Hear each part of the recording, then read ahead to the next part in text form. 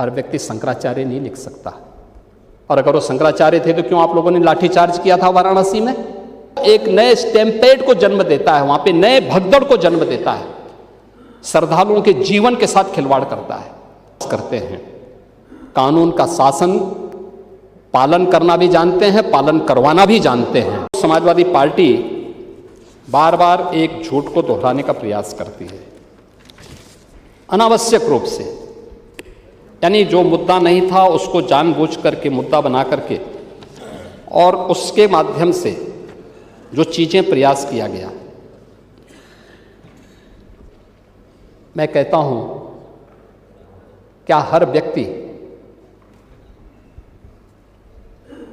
अपने लिए मुख्यमंत्री बनकर के प्रदेश के अंदर घूम जाएगा? कोई भी मंत्री का बोर्ड लगा करके घूम जाएगा? कोई भी समाजवादी पार्टी का राष्ट्रीय अध्यक्ष बनकर के कोई घूम जाएगा? एक सिस्टम है, एक व्यवस्था है। भारत के सनातन धर्म की भी यही व्यवस्थाएं हैं। शंकराचार्य का पद भारत की सनातन धर्म में सर्वोच्च और सम्मानित पद माना जाता है, बहुत पवित्र माना जाता है। इस सदन की व्यवस्था आप देखते होंगे, परंपरा से और नियमों से संचालित होता है। माघ मेला है, मौनी अमावस्या के दिन 4.5 करोड़ श्रद्धालु आया है। सबके लिए एक व्यवस्था बनाई गई है और कानून तो सबके लिए बराबर होता है। मेरे लिए कोई अलग कानून नहीं। अगर मैं अपराध करूंगा तो उसी कानून से मैं भी देखा जाऊंगा, जिस कानून से कॉमन मैन देखा जाएगा। मुख्यमंत्री का पद किसी कानून से ऊपर नहीं हो सकता। कोई व्यक्ति किसी कानून से ऊपर नहीं हो सकता। हम भारत के संवैधानिक व्यवस्था से जुड़े हुए लोग हैं और मेरा मानना है भारत के हर नागरिक को भारत के इस कानून को मानना चाहिए।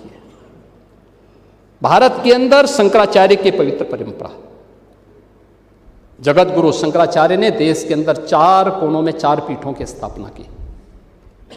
उत्तर में ज्योतिषपीठ की स्थापना, दक्षिण में श्रृंगेरी, पूरब में जगन्नाथपुरी, पश्चिम में द्वारिकापुरी।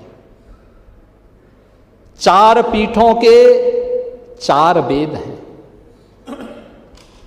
ऋग्वेद, यजुर्वेद, सामवेद और अथर्ववेद।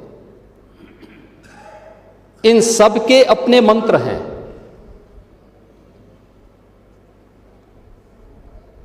ऋग्वेद, इसका मंत्र प्रज्ञानम ब्रह्म,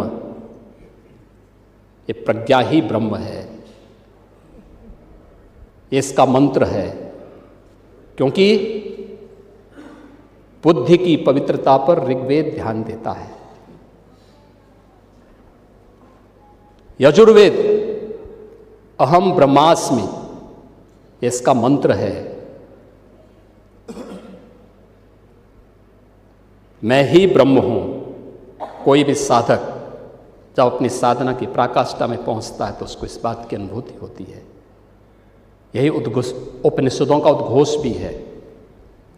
सामवेद तत्त्वमसि, यानी उस आत्मा के बारे में तू ही वह है, यानी जिसको तू बाहर ढूंढ रहा है वो तुझ में ही है। और अथर्ववेद अयात्मा ब्रह्म, ये आत्मा ही ब्रह्म है। ये 4 मंत्र हैं। आदि जगत गुरु शंकराचार्य ने अनिवार्य किया है, जिस पीठ के लिए जो योग्य पात्र होगा उसका मंत्र, उसका भाष्य, आज की भाषा में आप कह सकते हैं थीसिस, वह विद्वत परिषद के द्वारा अप्रूव की हुई, उसके द्वारा और फिर उस परंपरा के द्वारा उसको मान्य किया गया। हर व्यक्ति शंकराचार्य नहीं लिख सकता। हर व्यक्ति हर पीठ के आचार्य के रूप में जाकर के जहां तहां वातावरण खराब नहीं कर सकता। उन मर्यादाओं का पालन सबको करना होगा। और अगर वो शंकराचार्य थे तो क्यों आप लोगों ने लाठीचार्ज किया था वाराणसी में? क्यों एफआईआर लॉन्च किया था? आप नैतिकता की बात करते हैं। 4.5 करोड़ श्रद्धालु जहां पर आए हों, वहां पर जो एग्जिट गेट है, जहां से श्रद्धालु बाहर निकल रहा है स्नान करके,